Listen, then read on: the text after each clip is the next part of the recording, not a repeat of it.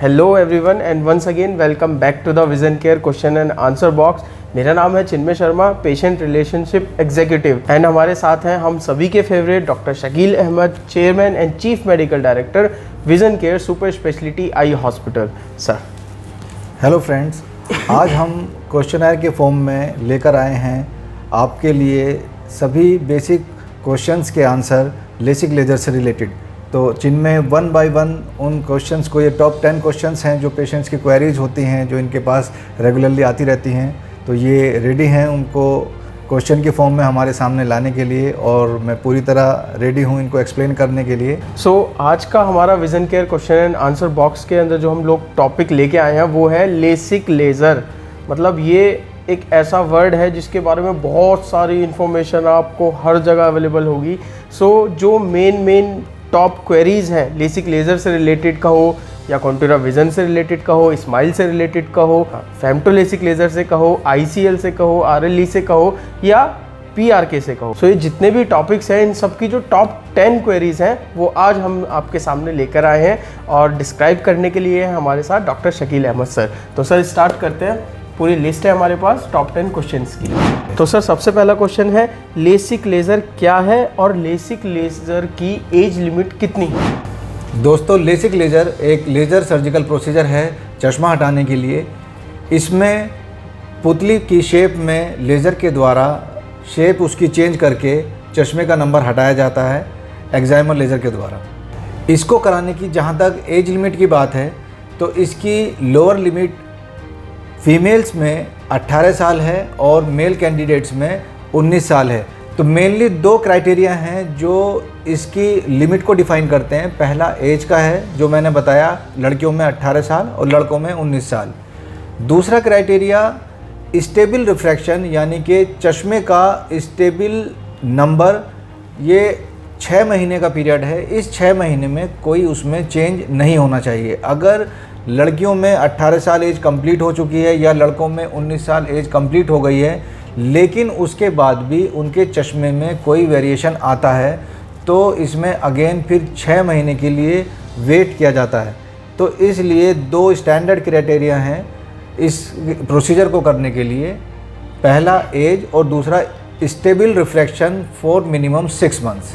Thank you so much sir. Sir next question जो आता है वो ये है कि पेशेंट सपोज़ कोई लेसिक के लिए हमारे हॉस्पिटल में आता है, तो वो ये जानना नहीं चाह रहा है कि उसका लेसिक हो पाएगा। Is he a perfect candidate for LASIK? कि लेसिक को कराने के लिए भी कुछ क्राइटेरिया होते हैं, कॉर्निया की थिकनेस होती है, बहुत सारे इन्वेस्टिगेशंस होते हैं, पर डायरेक्टली आते ही उसका क्वेश्चन रहता है कि मेरे को वर्ल्ड का जो सबसे एडवांस वाला प्रोसीजर है वो कराना है। तो sir what is the most advance procedure available for LASIK in today's world? जहाँ तक हम सबसे एडवांस ट्रीटमेंट की बात करें, जो कि एक बेसिक क्वेश्चन पेशेंट्स का रहता है, एक बेसिक क्वेरी रहती है पेशेंट की, क्योंकि यंग कैंडिडेट्स होते हैं, उनके अंदर बड़ा एंथुसियाज्म होता है, फाइनेंशियल कोई बहुत ज़्यादा इस तरह का बाउंडेशन उनके साथ में नहीं होता है मोस्ट ऑफ द कैंडिडेट्स के साथ में, क्योंकि उनका पूरा लाइफ स्पान आगे है। तो सबसे एडवांस प्रोसीजर की अगर हम बात करें तो ज़रूरी नहीं है कि जो कैंडिडेट का हम रिफ्रैक्टिव प्रोसीजर या चश्मा हटाने वाला प्रोसीजर करने जा रहे हैं तो उसमें हम सबसे एडवांस प्रोसीजर ही हर कैंडिडेट का कर पाएँ।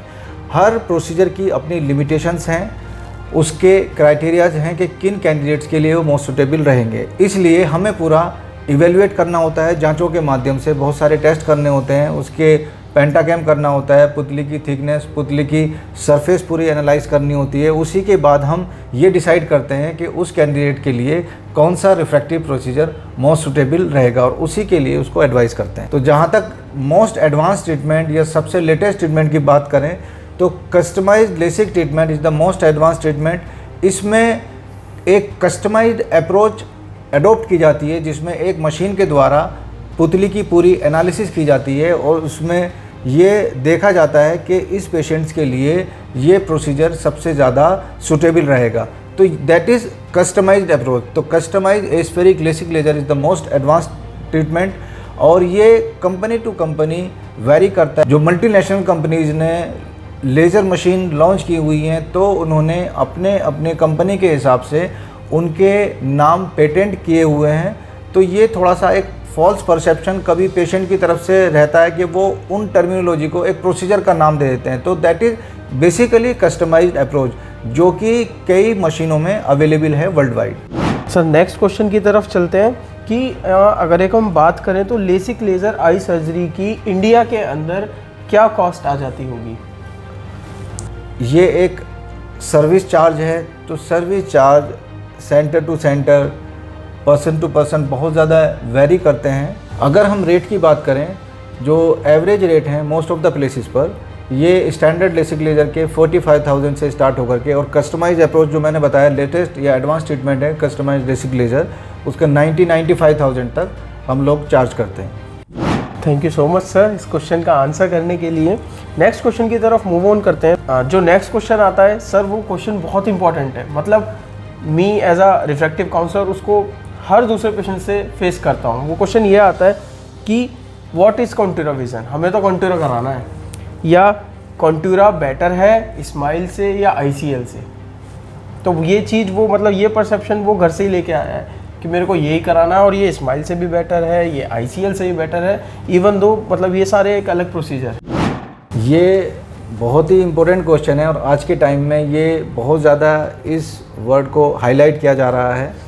तो बेसिकली जो पेशेंट्स को काउंसलिंग की जाती है ये उस पर डिपेंड करता है, क्योंकि कॉन्टूरा अपने आप में ये एक टर्म है, ये कोई प्रोसीजर का बेसिकली नाम नहीं है। एक इन्वेस्टिगेशन के द्वारा पेशेंट की पुतली की पूरी प्रोफाइलिंग की जाती है, उसकी सरफेस एनालिसिस की जाती है, उसमें सरफेस में कोई वेरिएशन तो नहीं है, कोई हाई ऑर्डर एब्रेशन तो नहीं है, कोई उभार या कोई डिप्रेशन तो नहीं है। ये पूरी एनालिसिस इस मशीन के द्वारा हो जाती है और ये सारे डेटा एक एग्जामिनर मशीन जिससे हम चश्मा हटाते हैं उसमें ऑटोमेटिकली सिंक किए जाते हैं। उसके अकॉर्डिंगली उसके चश्मे का नंबर हटाया जाता है, जिसमें शार्पनेस ऑफ विजन बहुत ज़्यादा अच्छा होता है। ये बेसिकली एक कस्टमाइज ट्रीटमेंट का ही पार्ट है। जैसे मैंने अभी पहले क्वेश्चन के आंसर में ही बताया, ये एक कस्टमाइज लेसिक लेज़र की अप्रोच है जो कि अलग अलग मशीनों की कंपनी अपने अपने नाम से प्रमोट करती है। जो हमारे कॉर्नियल रिफ्रैक्टिव प्रोसीजर हैं, जिसमें हमारा स्टैंडर्ड लेसिक हो गया, हमारा PRK हो गया और कस्टमाइज लेसिक लेज़र हो गया, उसमें आज के टाइम में Contoura vision best treatment modality available है। ये एक कस्टमाइज ट्रीटमेंट है कॉर्नियल प्रोसीजर के लिए। तो जो पेशेंट इसको कंपेयर करते हैं स्माइल से या ICL से, ये टोटली डिफरेंट प्रोसीजर हैं। ये इन्वेस्टिगेशन के द्वारा डॉक्टर खुद डिसाइड करते हैं कि कौन से पेशेंट्स ICL के लिए फ़िट कैंडिडेट हैं। ये ICL वाले पेशेंट्स वही होते हैं जिसमें हम कॉर्नियल रिफ्रैक्टिव प्रोसीजर नहीं कर सकते हैं। हर पेशेंट का ICL प्रोसीजर नहीं किया जाता, भले ये एक एडवांस प्रोसीजर है, एक कॉस्टली प्रोसीजर है, लेकिन हर पेशेंट में ICL प्रोसीजर नहीं कर सकते हैं। ये डॉक्टर ही डिसाइड करते हैं जांचों के आधार पे कि कौन से कैंडिडेट्स ICL के लिए फ़िट हैं। इसलिए कस्टमाइज्ड लेसिक लेज़र ट्रीटमेंट का कंपैरिजन ICL से करना या स्माइल से करना वो बिल्कुल गलत है। ये डॉक्टर ही डिसाइड करेंगे कि कौन से पेशेंट में वो प्रोसीजर हमें सूटेबली करने हैं। Thank you so much sir. Next question जो आता है सर वो आया आता है, जो ज़्यादातर आजकल लोग लेसिक लेज़र करा रहे हैं, यंग एज के बच्चे लेसिक लेज़र कराते हैं, उनका मेन एम रहता है कि मेरे को मेडिकल के लिए कराना है, मेरे को तो 6/6 विज़न चाहिए। तो क्वेश्चन ये रहता है कि क्या ये डिटेक्ट हो जाएगा? जहाँ तक इसके डिटेक्शन की बात है, बल्कि इससे भी पहले मैं ये आंसर करना चाहूँगा कि जो लोग इसमें मेडिकल फिटनेस के इंटेंशन से कोई भी चश्मा हटाने का प्रोसीजर कराते हैं, बेसिकली वो इसका एक इनडायरेक्ट बेनिफिट उठाते हैं। प्राइमरीली लेसिक लेज़र ट्रीटमेंट या रिफ्रैक्टिव सर्जरीज जो इन्वेंट हुई थी वो चश्मा हटाने के लिए इन्वेंट हुई थी, और भर्ती में जो कैंडिडेट्स इसका बेनिफिट लेते हैं वो एक इनडायरेक्ट बेनिफिट है।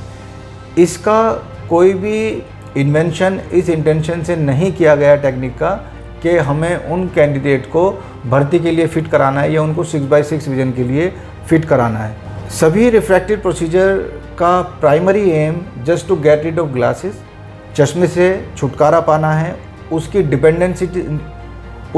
डिपेंडेंसी से छुटकारा पाना है, ना कि 6/6 विज़न। हालांकि मोस्ट ऑफ द केसेस में 99.99% केसेस में सभी पेशेंट, सभी कैंडिडेट्स 6/6 विज़न ही अचीव करते हैं। तो आज के टाइम में जो लेसिक लेज़र सर्जरीज़ अवेलेबल हैं उसमें इतना अच्छा विज़न रिकवरी होती है, तो यहाँ तक कि 6/6 विज़न क्या 6/5 विज़न तक भी बहुत सारे कैंडिडेट्स अचीव करते हैं, जो कि सुपर नॉर्मल विज़न कहा जाता है। नॉर्मल से भी अच्छा विज़न कहा जाता है, बहुत शार्प विज़न उसमें वो कैंडिडेट्स अचीव करते हैं। तो इसलिए जहाँ तक भर्ती की बात है, वो कैंडिडेट्स कभी बहुत ज़्यादा कोई डिफ़िकल्टी नहीं फेस करते हैं, लेकिन इस थेरेपी का प्राइमरी एम भर्ती का बिल्कुल नहीं है।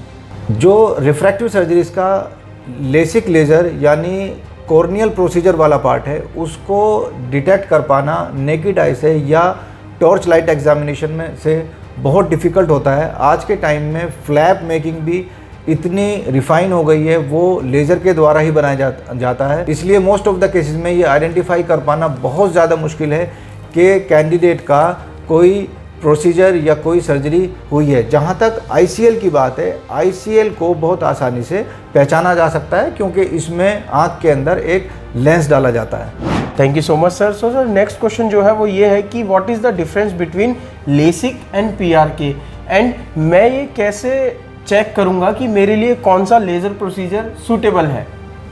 बहुत ज़्यादा कैंडिडेट्स में ये बड़ा एक फियर रहता है जब हम उसका इन्वेस्टिगेशन करते हैं रिफ्रैक्टिव सर्जरीज़ के लिए, और वो एक माइंडसेट से आता है कि मुझे एक लेसिक लेज़र कराना है या कस्टमाइज लेसिक लेज़र कराना है। टेस्टिंग के बाद अचानक पता चलता है कि उसकी पुतली की मोटाई उतनी है ही नहीं कि उसका हम स्टैंडर्ड लेसिक लेज़र या कस्टमाइज लेसिक लेज़र कर सकें, और हम उनको एडवाइस करते हैं एक स्पेशल रिजर्व प्रोसीजर के लिए, जिसको PRK या फोटो रिफ्रैक्टिव कैरेटेक्टमी बोलते हैं। तो सडनली वो एक कन्फ्यूजन में आ जाता है कि ये कौन सा टर्म डॉक्टर साहब ने बोल दिया, क्या ये प्रोसीजर है या क्या उससे डिफरेंट है। तो कोई ऐसा घबराने की बात नहीं है, ये भी एक तरह का लेसिक लेज़र प्रोसीजर ही है और पुतली के लेवल पर ही किया जाता है। बस डिफरेंस इसमें ये होता है कि इसमें जो सबसे आगे की लेयर होती है उसको हटा करके पुतली की शेप चेंज की जाती है। इसमें कोई फ्लैप नहीं बना जाता, और ये उन्हीं कैंडिडेट्स में किया जाता है जिनमें पुतली की मोटाई 500 माइक्रोन से कम होती है और लगभग 480 माइक्रोन से ज़्यादा होती है। तो 500 से 480 के बीच में जिन कैंडिडेट्स की पुतली की मोटाई होती है और मॉडरेट ग्रेड का चश्मा उसमें 4, 5, 6 नंबर का हटाना है, तो PRK प्रोसीजर बहुत ज़्यादा सुटेबल उन कैंडिडेट्स में माना जाता है। तो इसलिए ये चीज़ किसी भी कैंडिडेट को डिसाइड नहीं करनी है कि उनको स्टैंडर्ड लेसिक कराना है या कस्टमाइज कराना है या PRK कराना है। ये इन्वेस्टिगेशन के द्वारा डॉक्टर ही डिसाइड करते हैं, और वही बेस्ट कैंडिडेट्स हैं उनके लिए डिसाइड करने के लिए कि उनके लिए क्या करना है। Thank you so much sir. Next question जो आता है वो ये है कि क्या लेसिक लेज़र पेनफुल होता है? जब मेरा लेसिक लेज़र होगा तो क्या मुझे दर्द होगा? क्या मुझे लेज़र लाइट आँख में जाती हुई दिखेगी? और इसके बाद मेरे को कितने दिन लगेंगे फुल्ली रिकवर होने में? जहाँ तक पेन की बात करें तो LASIK laser totally painless procedure है। किसी तरह का सेंसेशन, किसी तरह का दर्द पेशेंट को नहीं होता है, और बहुत ही फास्ट रिकवरी इसमें होती है। नेक्स्ट डे पेशेंट बिल्कुल कंफर्टेबल रहता है और अपनी सारी रूटीन दिनचर्या वो पूरी तरह से कर सकता है। बहुत ही सिंपल से प्रिकॉशंस होते हैं, जिसमें एक रबिंग का अवॉइड करना, दूसरा आँखों को पानी से धोना, और ये लगभग 1 हफ्ते तक हमें फॉलो करना होता है। इसके बाद हम उनको पानी के लिए अलाउ कर देते हैं। रबिंग को फोर्सफुली अलाउ लगभग 3 हफ्ते के बाद किया जा सकता है। लेकिन जहाँ तक दिनचर्या की बात है, वो इमीडिएटली नेक्स्ट डे से रूटीन दिनचर्या हम स्टार्ट कर सकते हैं। Thank you so much sir. Next question जो आता है वो ये है कि क्या लेसिक लेज़र प्रोसीजर किसी इंश्योरेंस प्लान में कवर होता है? बहुत सारे कैंडिडेट्स हेल्थ इंश्योरेंस करा के रखते हैं, तो ये क्वेश्चन बहुत सारे कैंडिडेट्स की तरफ से आता है। ये पॉलिसी टू पॉलिसी और कंपनी टू कंपनी वेरी करता है। कुछ कंपनीज़ में रिफ्रैक्टिव सर्जरीज़ कवर्ड हैं, कुछ कंपनीज़ में रिफ्रैक्टिव सर्जरीज़ कवर्ड नहीं है, वो इसको कॉस्मेटिक सर्जरी में मानते हैं, तो वो उनके एक्सक्लूजन क्राइटेरिया में आता है। तो वो कंपनी हमेशा मेंशन करके रखती हैं। इसलिए जब भी आप कोई हेल्थ इंश्योरेंस पॉलिसी लें तो उनके टर्म्स एंड कंडीशन, उनके इंक्लूजन क्राइटेरिया, उनके एक्सक्लूजन क्राइटेरिया वो बहुत अच्छे से पढ़ लेने चाहिए। उसमें सभी डिसीज़ के बारे में जो वो कंपनी कवर नहीं कर रही है उसमें अच्छे से मेंशन होता है नंबर वाइज। तो इसलिए जहाँ तक उन कंपनीज़ की बात है जो रिफ्रैक्टिव सर्जरीज़ को कवर करती हैं, तो उसमें कुछ उन्होंने स्टैंडर्ड भी बनाए हुए हैं कुछ कंपनीज़ में है कि वो 7.5 से ऊपर अगर किसी चश्मे का नंबर है तो उसको एक थेरेपेटिक ट्रीटमेंट की तरह मानते हैं, उसको कॉस्मेटिक ट्रीटमेंट की तरह वो नहीं मानते हैं और उसको पूरा कवर वो 100% देते हैं। Thank you so much sir. Next question की तरफ मूव ऑन करते हैं। नेक्स्ट क्वेश्चन ये है कि लेसिक लेज़र के साइड इफ़ेक्ट्स क्या हैं? जहाँ तक हम साइड इफ़ेक्ट्स की बात करें तो करेंटली जो सर्जरीज़ की जाती हैं, जो लेसिक सर्जरी या कस्टमाइज लेसिक सर्जरीज़ की जाती हैं, उनके कोई साइड इफ़ेक्ट्स नहीं हैं। बहुत ही माइनर कुछ साइड इफ़ेक्ट्स हैं, वो मोस्टली मैनेजेबल हैं, इसलिए कोई ऐसे डरने की या कोई घबराने की बात नहीं है।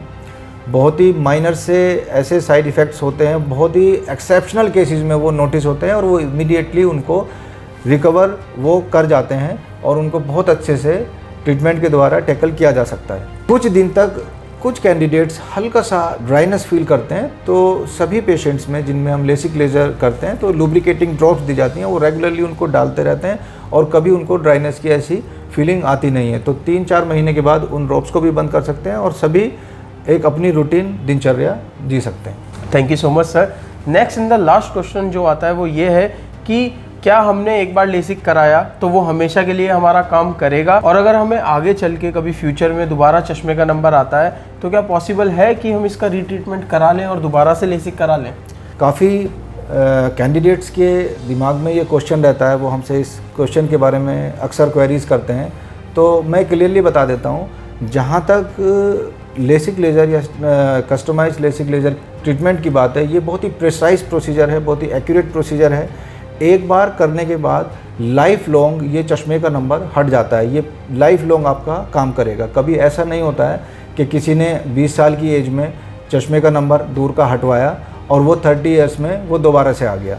तो बहुत एक्सेप्शनल केसेस में ऐसा होता है कि हल्का सा वेरिएशन 0.25 0.5 का वेरिएशंस रह सकता है, लेकिन उसमें कोई चश्मे की डिपेंडेंसी नहीं होती है। जैसे नॉर्मल लोग आफ्टर 40 ईयर्स ऑफ एज, 40 साल की उम्र के बाद रीडिंग ग्लास लगाते हैं, तो वो एक रूटीनली जैसे सभी लोग लगाते हैं वैसे उनको रीडिंग के लिए लगाना पड़ता है। लेकिन जहाँ तक दूर की नज़र की हम बात करें, दूर के लिए लाइफ लॉन्ग काम करता है। जो भी आप प्रोसीजर कराते हैं, चाहे वो स्टैंडर्ड लेसिक लेज़र हो चाहे कस्टमाइज लेसिक लेज़र हो, बहुत ही प्रिसाइज प्रोसीजर है और लाइफ लॉन्ग काम करेगा। अगर किसी कैंडिडेट में कोई सिग्निफिकेंट नंबर आता है, सिग्निफिकेंट नंबर क्या होता है, अगर नंबर में वेरिएशन 0.5 या उससे ज़्यादा का है तो क्या उसका रीट्रीटमेंट पॉसिबल है? इसका बिल्कुल एक्यूरेट आंसर है yes. Retreatment is always possible in every corneal refractive procedure. तो इसको दोबारा भी किया जा सकता है और बिल्कुल सेफली किया जा सकता है, किसी तरह का कोई साइड इफ़ेक्ट नहीं है। तो किसी तरह की कोई घबराने की या कोई चिंता की कैंडिडेट्स के अंदर कोई बात नहीं होनी चाहिए। हालांकि बहुत एक्सेप्शनल केसेस में आता है, लेकिन retreatment is always possible. Thank you so much sir. तो ये थे top 10 questions queries LASIK laser से रिलेटेड। और अगर अभी भी आपके माइंड में कुछ क्वेश्चंस हैं, कुछ क्वेरीज हैं लेसिक लेज़र से रिलेटेड, तो आप डिस्क्रिप्शन में लेसिक लेज़र हेल्पलाइन हमारी अवेलेबल है, उस पर 24/7 किसी भी समय कॉल करके अपनी सारी क्वेरीज सॉल्व कर सकते हैं और अपने इस चश्मे से हमेशा के लिए छुटकारा पा सकते हैं। Thank you so much. Thank you friends for watching vision care question and answer box, और हम बहुत जल्दी लेकर आएंगे नेक्स्ट टॉपिक के साथ same vision care question and answer box.